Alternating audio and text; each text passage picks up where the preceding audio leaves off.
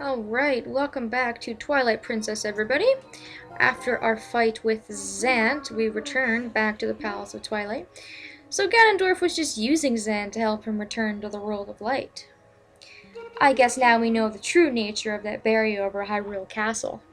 He's in Hyrule Castle, I'm sure of it. Princess Zelda's in grave danger. We must return to the world of light and hurry to the castle. Alright, well, Midna clearly does not understand how Zelda games work, because side questing before main important story plot always comes first. We have one more thing to get taken care of before we pretty much finish up the game. So, we are done in the Palace of Twilight. I think I showed off the map but before we fought Zant, but the entire map is finished, every chest is picked up, and Zant is no more, so hopefully Midna can one day return to her people, but for now, it is time for us to go back.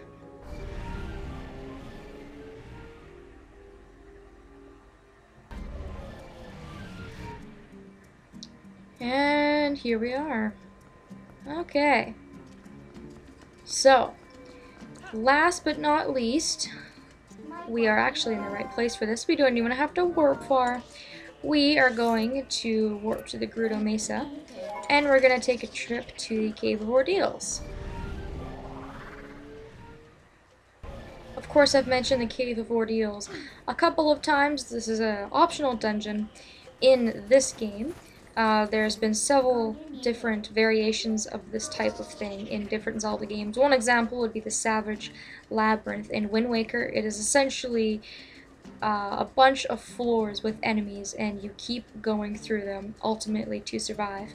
The reason we're going through here is mainly to get our last 3 Poes, but also because you get some pretty cool stuff as you advance on. So that is what we're going to do. For the Cave of Ordeals, I recommend having some money so that you can use the magic armor. There are some places in the Cave of Ordeals that is actually you can really use the magic armor, and you can actually really benefit from it, or at least I do, and that's just my opinion. I got 556 rupees, but there are quite a few enemies that actually give me rupees down in that dungeon, so I recommend having that. I also recommend having as many fairies that you can have filled in your bottles, as well as some sort of healing item, whether it be a red potion or a blue potion or whatever. We got Fairy's Tears from Giovanni, which revives all of your hearts, as well as gives you an attack boost, I do believe, until you're hit. And then I have the fairies to revive me if I die. So I'm pretty much all set, and we're going to go on ahead and get started. Alright, so you get a little bit of a cutscene sort of thing as you walk in. Your power is a gift given only to those with confidence to wield it. Alright. Another thing to note about the Cave of Ordeals is that you pretty much have to have completed every single dungeon in order to start this place. So, floor 1 obviously starts out very easy. Starts you out with just a moblin, which you can pathetically take out in one hit. Once you've defeated all the enemies in a room, a door will open, and you can advance on to the next room. Now, as one can imagine, each floor is going to get more and more difficult. There are return points and warp points on certain floors, which you will, of course, be shown when that happens. So there is kind of like resting floors, however, once you've started, it is pretty much a no return sort of thing, because once you've left the Cave of Ordeals, you have to start the entire place over again as soon as you leave. So it might not also be a bad idea to stock up on things such as arrows if you need them. Of course, if you have like the 100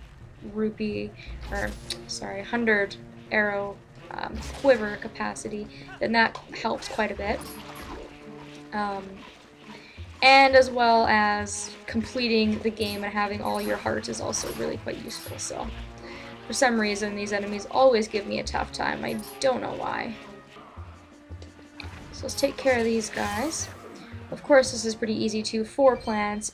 You'll notice as well that each of these enemies, they don't really drop hearts because that would defeat the purpose of the Cave of Ordeals.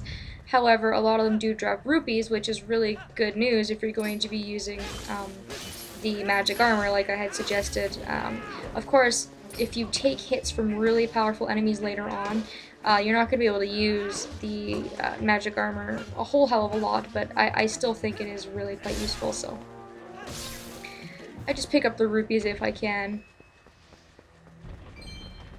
And I will be eventually speeding this up and putting some music over it, but I figured just for the first video, I can show you how it goes. And we will see what it's like when you reach like a stopping point and what happens at that time, so. The reason I was speeding it up is just because it's really difficult to commentate over, and after, you know, like 60 or 70 floors of this place, I just honestly wouldn't know what to say. I would be so bored. And there are floors later on which do take a bit of concentration, and this place can also be really insanely frustrating once you get to tougher enemies. And I just don't really want to be frustrated trying to play and trying to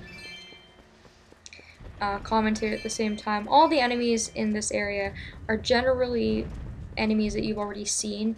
You know, at this point in the game, we have pretty much seen every single enemy that there is to date. Just because we are so close to finishing the game, there really isn't much left. So, what I was gonna do was I was gonna do like a thing where I did, it's, you know, floor such and such, and these types of enemies are on this floor. But the only problem with that is that, first of all, I am not as big of a Zelda nerd as, you know, people might think. I'm not like that super true Zelda fan where I have spent hours of my life looking up every single Zelda fact, and I know the name of, you know, every single enemy. Of course, I know that these are fire keys and we just fought some Dodongos.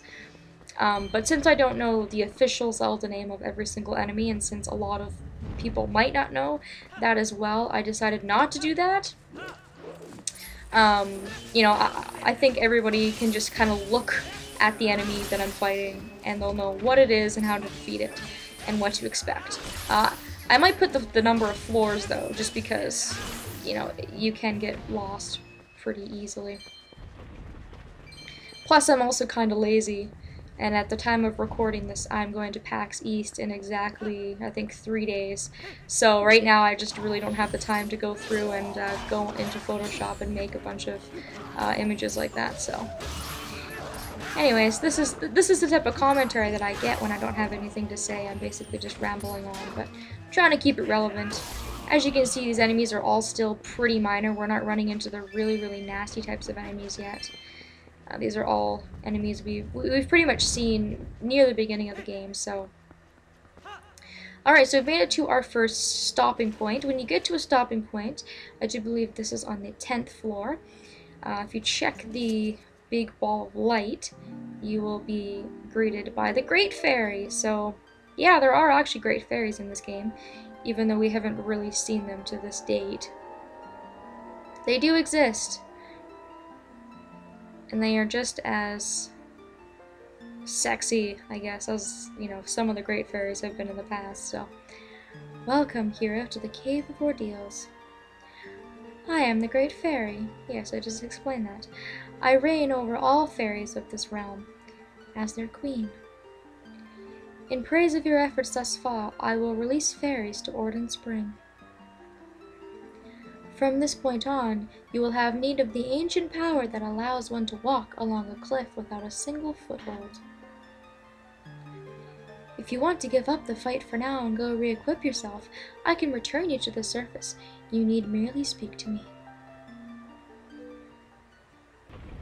Okay, so when you get to a stopping point, she will tell you what item you need next to advance. So from this point on, if you don't have the spinner, you actually cannot go on. So, like I said, I just recommend going ahead and saving this to the end of the game anyways, regardless.